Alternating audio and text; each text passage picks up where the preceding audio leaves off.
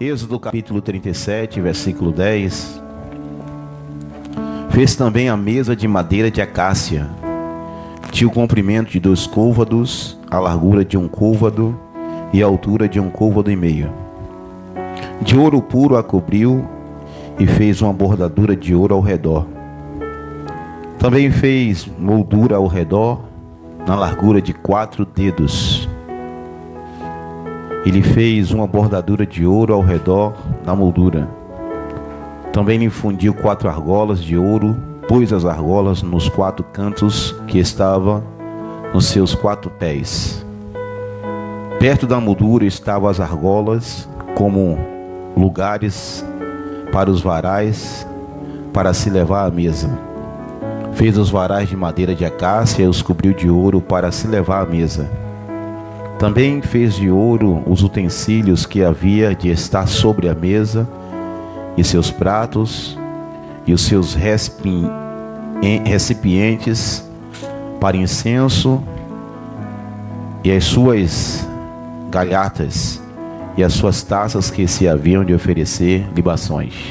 Pai, no nome de Jesus, aqui está a tua palavra, e eu te peço mais uma vez nessa tarde que o Senhor fale conosco, conforme a tua vontade, conforme a tua misericórdia e segundo a tua benevolência, em nome do Senhor Jesus. Amém? Deixa eu beber uma água aqui rapidinho, viu?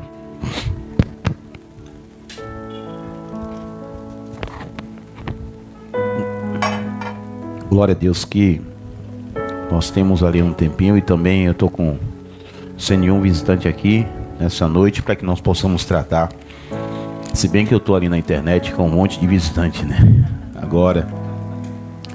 Mas eu fico um pouco mais à vontade para tratar de assuntos concernente ao ensinamento bíblico. Amados, eu falei isso aqui outro dia e eu vou repetir: eu não posso ser irresponsável de numa igreja, num culto, nós deixarmos de abordar todos os assuntos. Há assuntos na igreja que não interessa mais se ouvir. Há cultos na igreja que não se interessa vir também.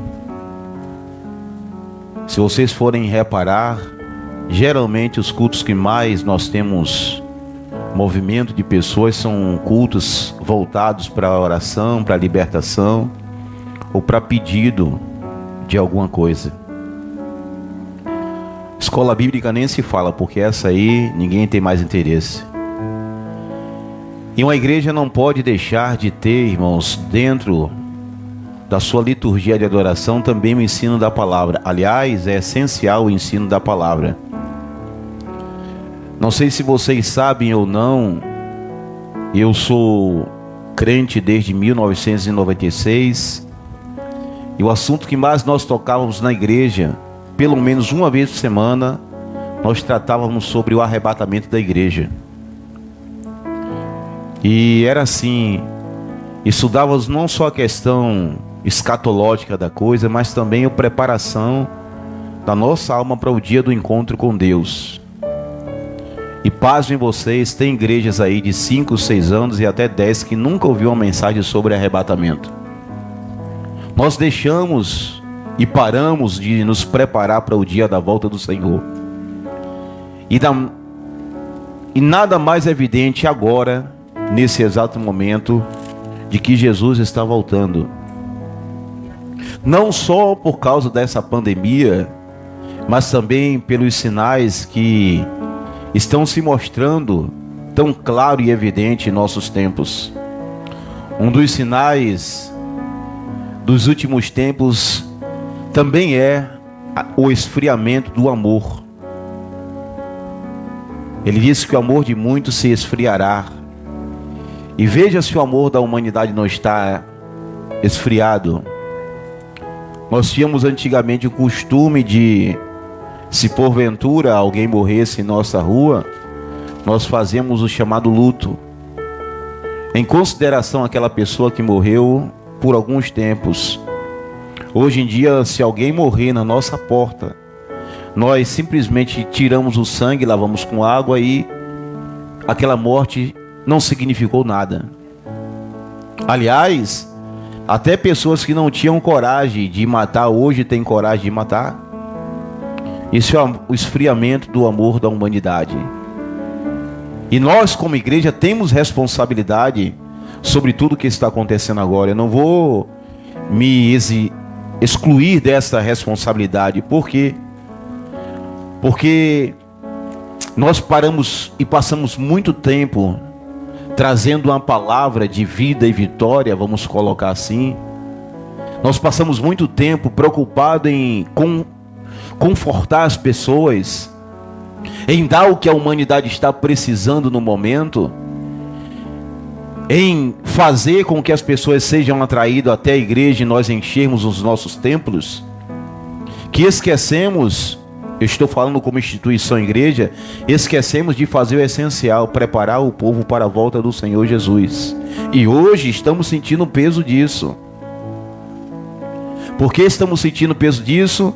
Porque já era há algum tempo isso acontecia, mas nunca se desviou como se desvia agora. Antigamente, os crentes resistiam um pouco mais.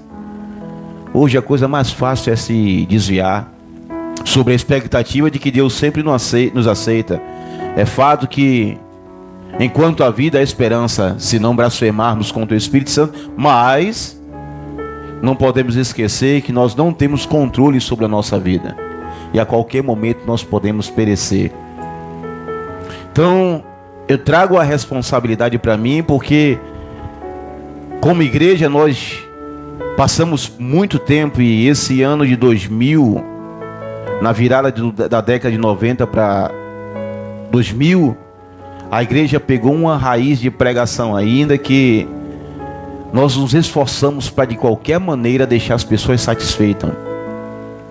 Mas tem momento em que Deus precisa nos disciplinar, nos doutrinar, nos até surrar para que possamos entrar na vontade e no propósito dele.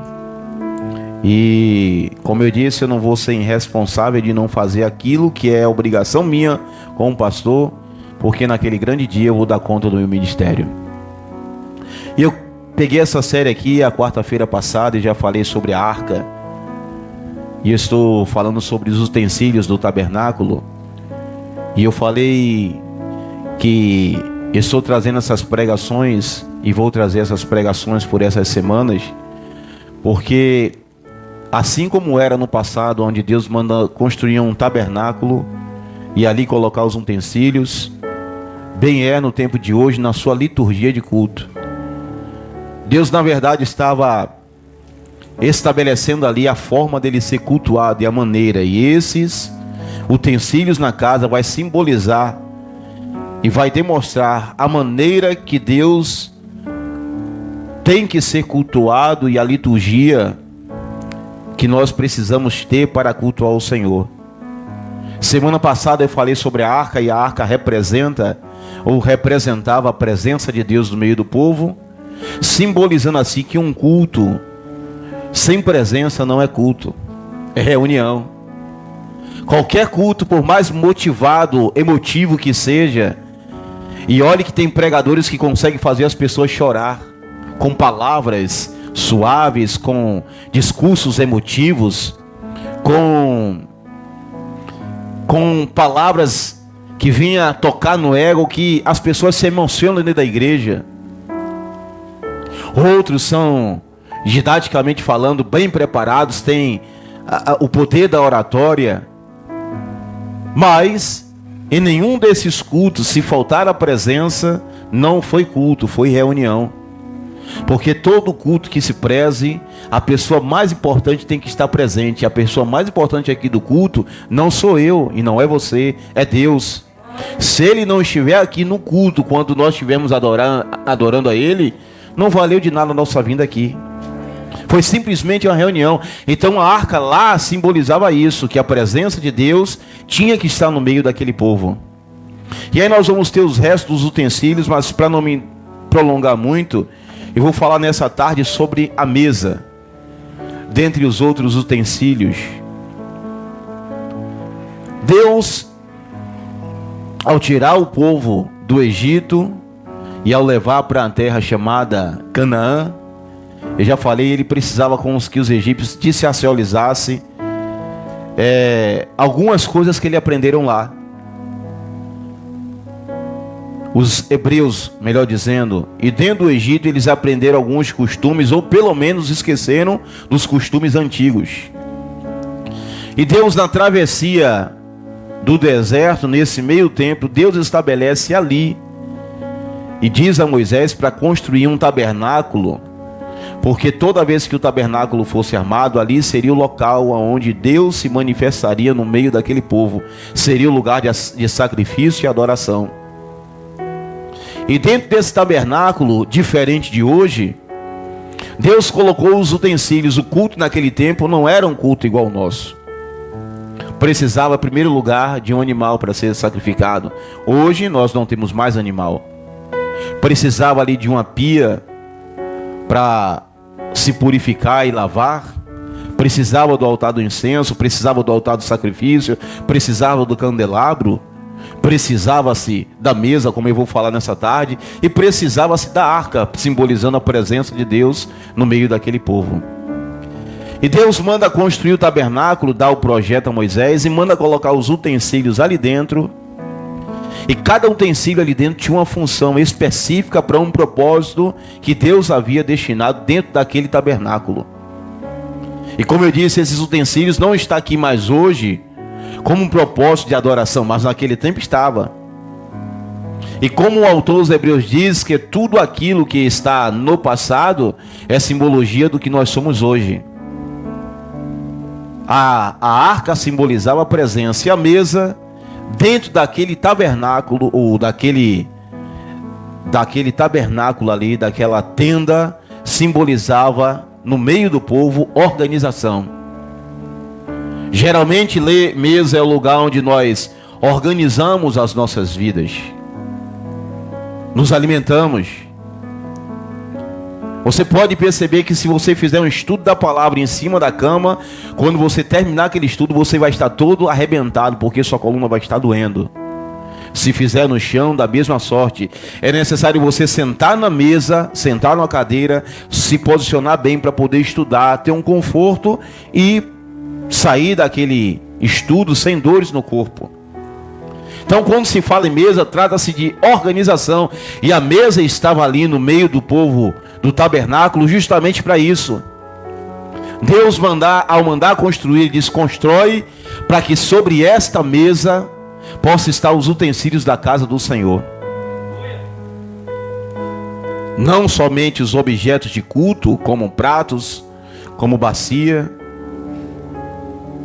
como outras coisas a qual a Bíblia está dizendo, mas também como um lugar onde fosse deixar organizado dentro do templo, para que não houvesse nenhuma espécie de bagunça ali na hora do templo, na hora do culto. E como eu disse, mesa, ela nos arremete à organização. E por que isso? Porque o nosso Deus é um Deus organizado. Deus, quando ele vai instituir alguém para administrar o templo, ele manda o tabernáculo e futuramente o templo, ele manda que Arão e Moisés instituíssem uma nação, ou uma tribo, melhor dizendo, para que fosse encarregada do serviço do tabernáculo, que era a tribo dos levitas, a tribo de Levi, que deu origem ao nome levitas. Dessa tribo era tirada o sacerdote, o sumo sacerdote, os cantores. Levitas aqui é uma tribo, na igreja cantores é cantores. Tirava-se os porteiros e também os levitas, que era aquele que faziam a manutenção da casa, que é o papel de Sirleide aqui dentro, é a nossa irmã Fabiana. Elas fazem a manutenção da casa. Deus manda estabelecer aquela tribo sobre o meio do povo para organizar o culto, e diz a Arão e a Moisés que eles seriam responsáveis a partir daquele momento de ficar encarregados de prestar o culto a Deus. Por consequência, eles não teriam possessão a coisa alguma e seriam sustentados pelo povo. Pois bem, Deus já começa aí na liturgia do seu culto organizar de como seria a prestação de culto a Ele dentro do tabernáculo.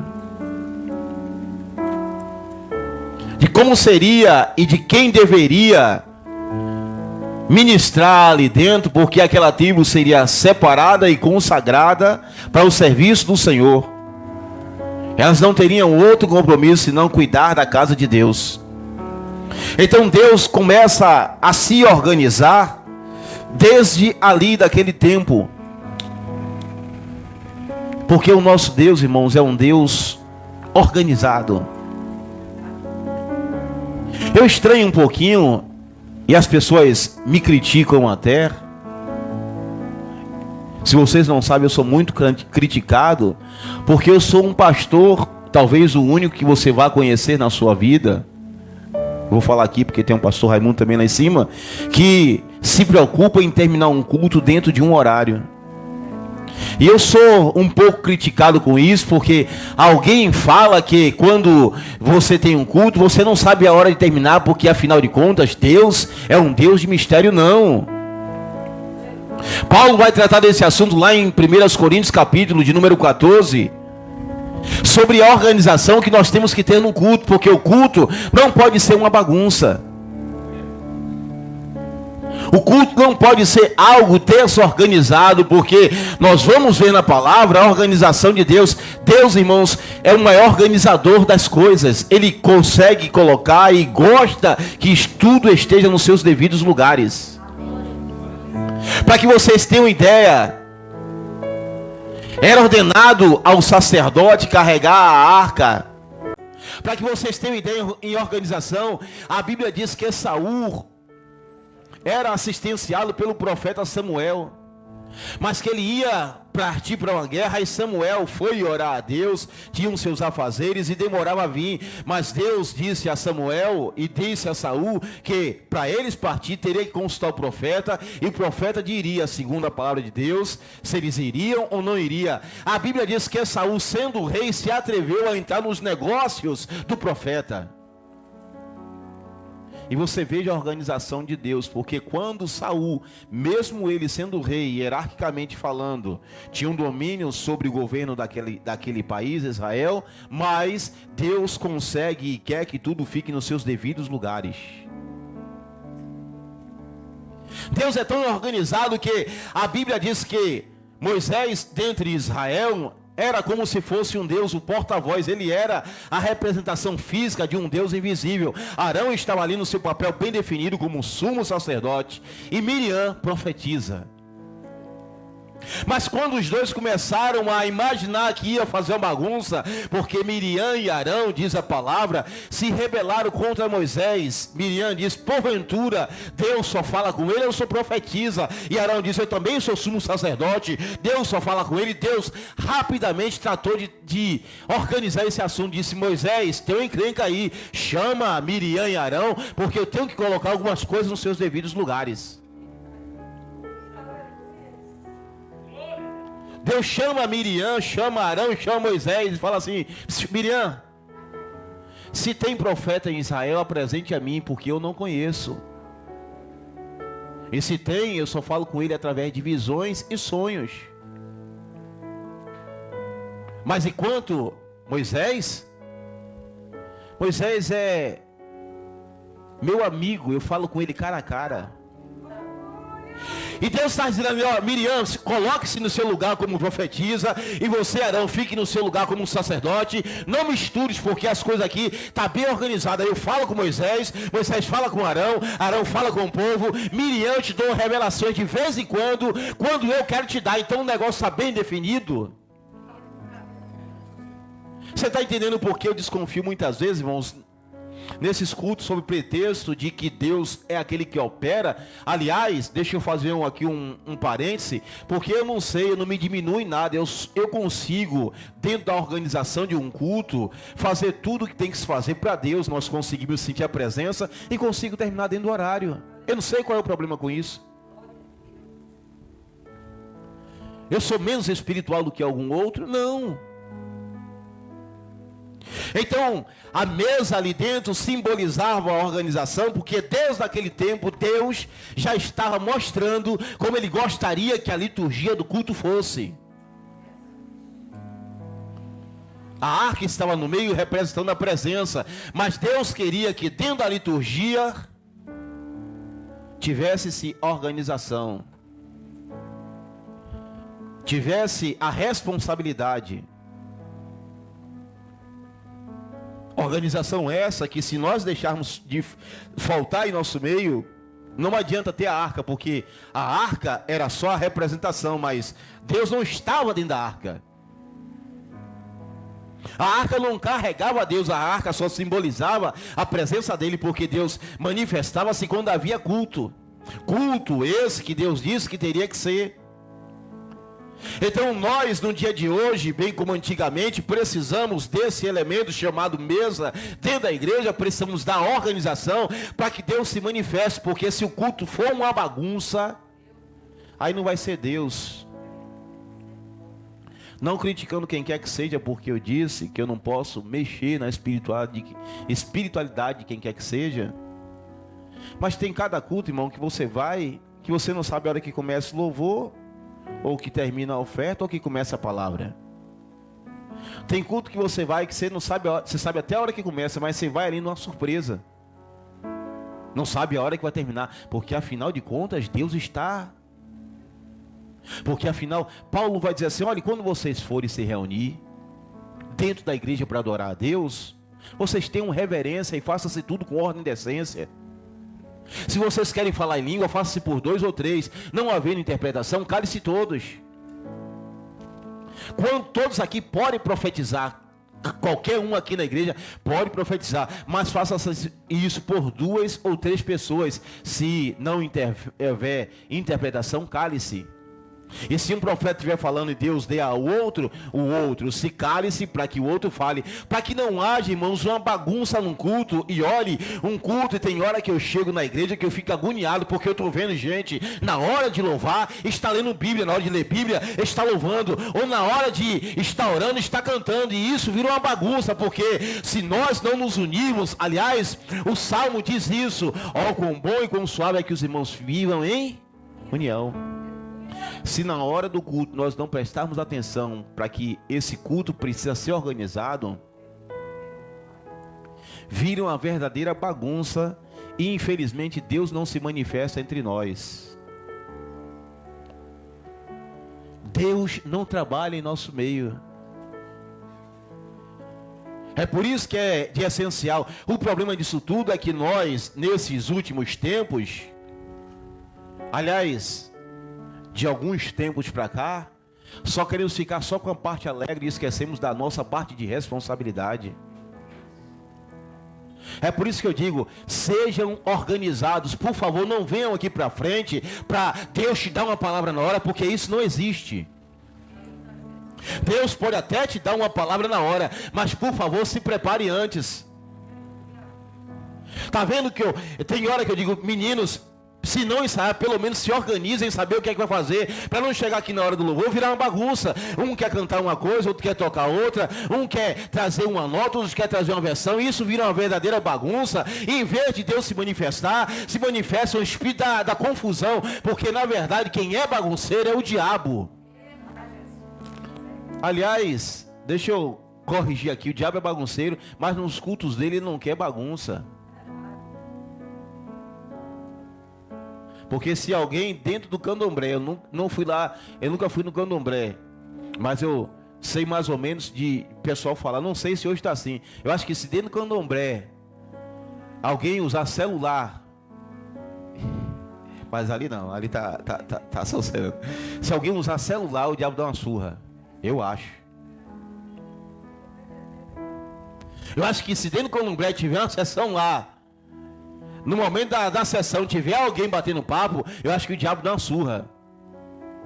Mas nós nos acostumamos tanto a querer ouvir na igreja somente aquilo que nos agrada, que viemos para a igreja e vivemos uma verdadeira bagunça. E quando saímos do culto, achamos que Deus não falou nada, mas não é porque Deus não falou, é porque nós não prestamos tempo e atenção naquilo que Deus falou, porque aqui em nossa mente está tudo desorganizado. Você veio aqui à tarde agora para adorar a Deus. Organize aí sua mente, deixe seu espírito sossegado, que agora é hora de adorar.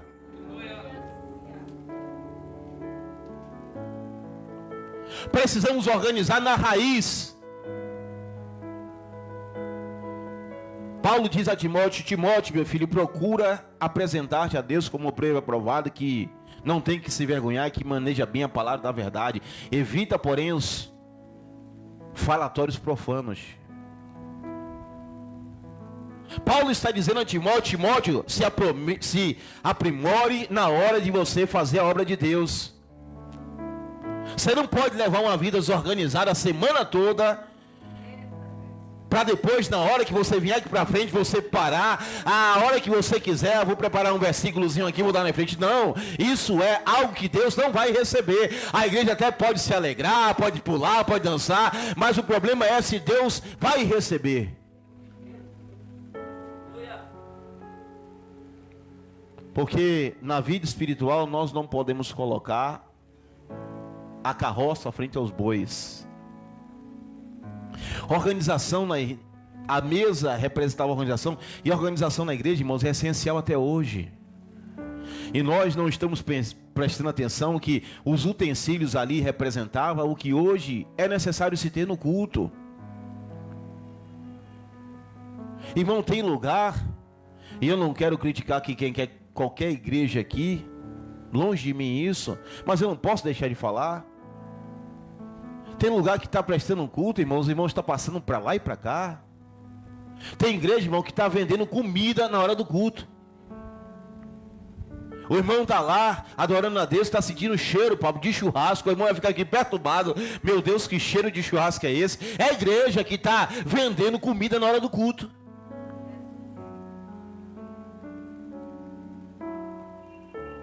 Tem hora do culto que está acontecendo que o irmão está jogando aí Free Fire. Eu nem sei como é esse jogo, eu só ouvi de falar.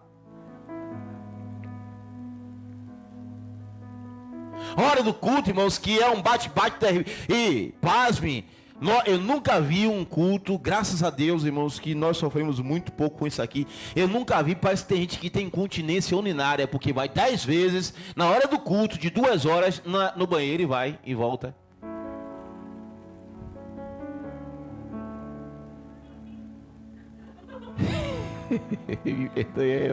O que foi? Eu peguei pesado, foi? Irmão, e sabe o que é isso? É porque nós não prestamos atenção que o nosso Deus é um Deus sordeiro. Apesar de Ele escutar cada uma das nossas orações aqui ao mesmo tempo, mas Ele é um Deus de ordem. É por isso que Paulo disse: faça tudo com ordem e decência. Jesus vai caminhando com os discípulos e vai os dois falando. Então, peraí. O que é que vocês estão conversando sobre? O que é que vocês estão discorrendo aí? E Jesus trata rapidamente de falar: vocês são nécios e loucos e tardios de coração, porque Ele não falou sobre isso tudo. O crente, irmão, que vive uma vida bagunçada, ele está um pouco mais afastado de Deus. E aí vai minha pincelada para você, mulher dona de casa. Começa a organização dentro da tua casa, pelo amor de Deus. Bota suas coisinhas no lugar, porque vai demonstrar que você é uma pessoa organizada. Se agenda nos horários. Tem gente perdendo o culto agora porque ficou a madrugada toda acordada e sabia que tinha culto agora de tarde. Desorganizado. É ou não é? Eu estou falando besteira, é? O cara vai trabalhar de manhã, fica a noite toda no WhatsApp, aí chega de manhã, acorda arrebentado, que foi, eu não estou aguentando trabalhar, porque é desorganizado. Aí de noite chega no culto, todo arrebentado, que foi trabalhando. Não foi nada disso. É porque na hora que era para fazer o que tinha que fazer, não fez. E aí leva uma vida desorganizada e quer prestar um culto com qualidade a Deus. E não é assim.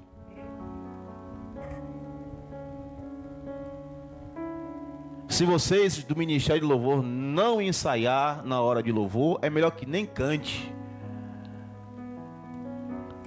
Porque, irmãos, a pior coisa é que tem hora que parece, não estou dizendo assim comigo não, mas eu já peguei umas 2 vezes aqui uma Torre de Babel. que um mete uma nota lá, o outro canta outra aqui. Pastor, mas é para Jesus. Não, irmão, e outra coisa, temos que parar com essa mania de achar que Jesus aceita qualquer coisa, porque isso é mentira do diabo. Quem aceita qualquer coisa é o diabo. Se ele aceitasse qualquer coisa, ele não rejeitaria a Caim, ele aceitaria o de Caim, mas Deus disse, não, só quero aceitar o de Abel e acabou. Tem que parar com esse negócio de que Deus nos aceita como está. Não, é mentira do diabo. Porque Deus disse, olha, quando vocês forem oferecer alguma coisa a mim, pegue o melhor que vocês têm. Não venham para cá me empurrando qualquer animal com defeito, ou cego, ou aleijado, não, porque eu não aceito. Deus, ele aceita somente as melhores coisas que nós podemos apresentar. Se você vai pregar, apresente a sua melhor pregação. Se você vai fazer a primeira parte, apresente o melhor que você pode apresentar, porque Deus só aceita o melhor. Parar, irmão, com essa desorganização nossa de só estar apresentando a Deus nosso bufo. E chegar na hora, não, mas eu... Alan, por exemplo, chega... É só um exemplo, irmão. Chega em casa, fica o dia todo videogame, chega de noite lá, não dá um ensaiado nem nada, chega lá de noite, tá batendo qualquer coisa. Não se trata de tambor não, irmão, se trata de adoração. Deus não recebe como... Deus recebe como um incenso. Se não subir, ele não se agrada. Nós podemos até nos alegrar, mas ele não se agrada. E fala a verdade, tem culto ou não tem culto que você fala, pastor, hoje foi uma bagunça. É ou não é? Como homem nós sentimos. Tem culto ou não tem culto que você chega aqui na frente, alguém chega aqui na frente e fala assim, meu Deus, o que foi aquilo, rapaz? E eu não estou falando aqui de questão intelectual, não estou falando isso. Aqui é que você vê claramente que aquela pessoa não está levando a sério as coisas de Deus. Que aquela pessoa não está sendo organizada. Paulo diz que nós temos que remir o nosso tempo. Vai fazer uma primeira parte? Tira aquele dia. Se é geralmente, aliás, só mulheres aqui, e eu sei que vocês mulheres trabalham,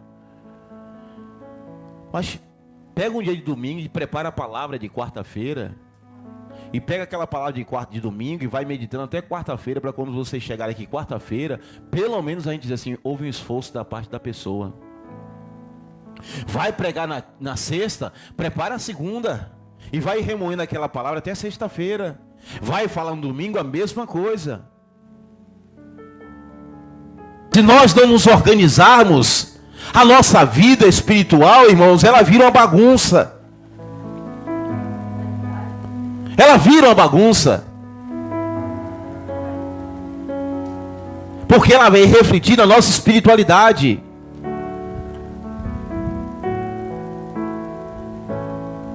Ela vai definir a nossa qualidade de adoração.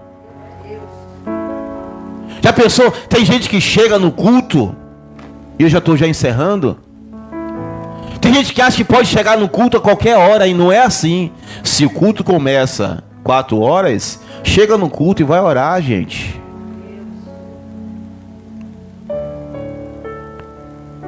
E nós precisamos, como eu disse, os utensílios da casa de Deus, nós precisamos prestar atenção de forma espiritual, porque Deus colocou aquilo ali. A mesa está ali para simbolizar que dentro de uma ministração de adoração ao Senhor, nós precisamos nos organizar. Não é assim de qualquer maneira. No dia que nós pararmos, eu vou falar isso com propriedade, porque eu tenho esse cuidado. No dia que nós pararmos e prestar atenção, que nós precisamos organizar a nossa vida, a nossa qualidade de culto será melhor.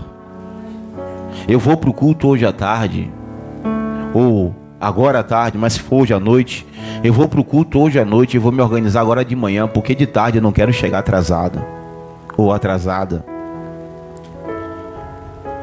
Eu vou prestar um culto hoje a Deus. Se eu vou prestar um culto, se eu sou levita, deixa eu ver aqui as músicas que eu vou louvar. Se eu presto um culto a Deus, e eu sou intercessor, eu vou dar uma descansada para na hora lá da intercessão não vou ficar com minhas pernas doendo e murmurando porque eu estou intercedendo. Eu vou fazer a primeira parte e vou me organizar. Tinha um diácono que congregava, a gente até brincava muito com ele. E depois ele levou até na brincadeira que ele chegava no culto e chegava assim, irmão, parecendo que tinha brigado com um gato. E ele disse: rapaz, você tá todo esbagaçado, velho. Todo esbagaçado. Ele até brincava: eu tô todo esbagaçado mesmo. Era roupa suja, era roupa mal passada. Eu vou falar aqui, eu sei que vocês vão meter o pau em mim. Era cabelo, irmão, lá em cima.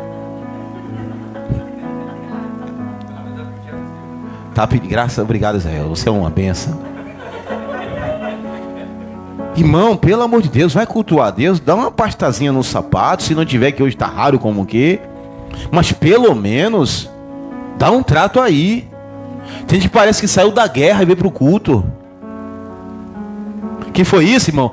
Eu fiquei... Não tive... Pera aí, pra Deus. Os sacerdotes tinham uma estola sacerdotal.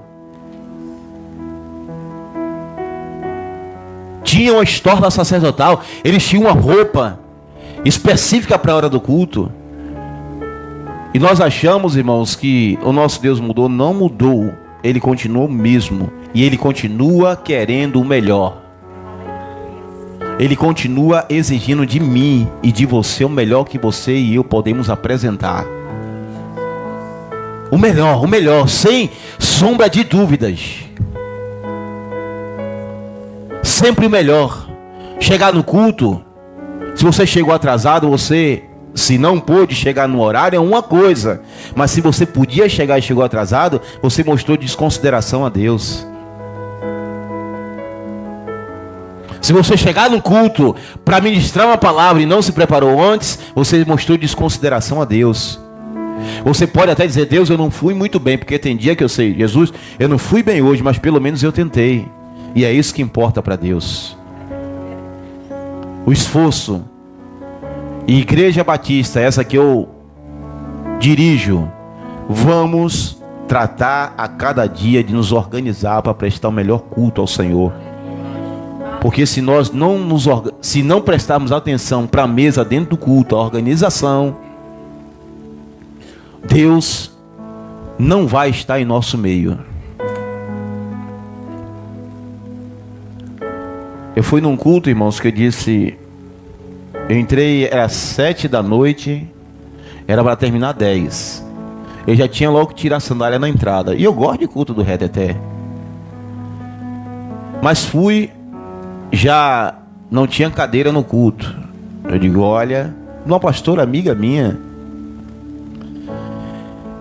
E aí não tinha cadeira no culto. Eu digo: glória, eu vou respeitar. Cheguei, irmão, das 7 até as 9h45, só reteté.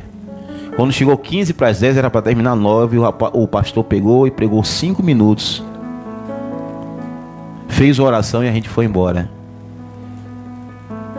E Paulo disse que no mínimo, quando a gente se reunir, tem que ter revelação, que é a palavra, cânticos espirituais e louvores. No mínimo. Um culto que não se organiza para trazer uma pregação de palavra e louvores e cânticos espirituais, que são as nossas ofertas de libações, não é culto completo. E se alguém criticar, critique, mas pelo menos, e eu vou deixar já um recado aqui, eu vou sempre prezar, nunca ninguém vai me mudar em relação a isso, porque eu sei que é de Deus. Deixa eu falar aqui um testemunho rapidinho. Eu sei que é de Deus nós terminarmos o culto dentro do horário. Eu era novo convertido, mas eu já estava com 2 anos. Não vou botar novo convertido não, porque novo convertido era 6 meses antigamente. Hoje que é 2 anos. Antigamente era 6. 6 meses você deixava de ser novo convertido.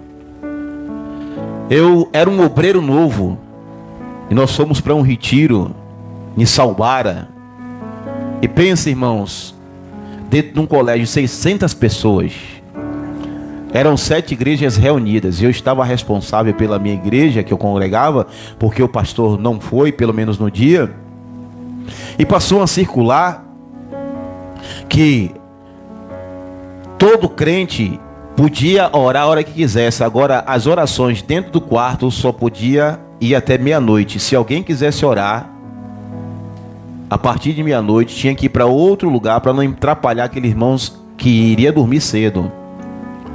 Pois bem, começamos um culto dentro do quarto. E aí começamos e...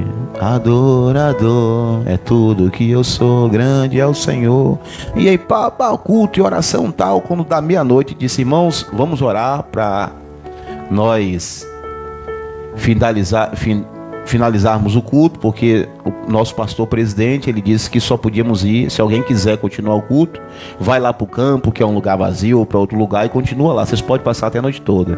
Meu irmão me levanta, uma irmã até muito estimada minha, e diz: eis, homem, que eu te digo, vai morrer, viu? Vai morrer, porque está temendo mais os homens do que a mim. Vai morrer essa semana. Irmão, eu não achei que ia morrer mesmo.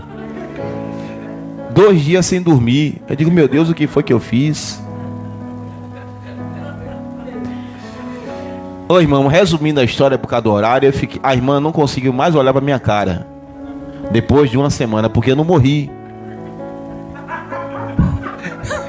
E a irmã não conseguiu mais olhar para minha cara.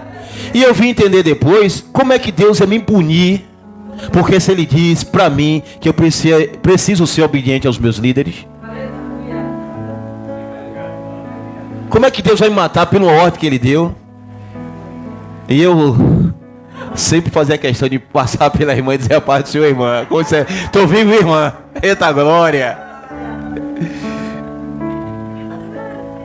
Então, em nome de Jesus, não deixe a sua vida ser desorganizada, porque a sua organização vai influenciar muito no seu culto a Deus. Amém? Que Deus te abençoe, que a paz de Cristo esteja sobre os vossos corações. E vamos ficar de pé em nome. Deus abençoe, meus amados, em nome de Jesus.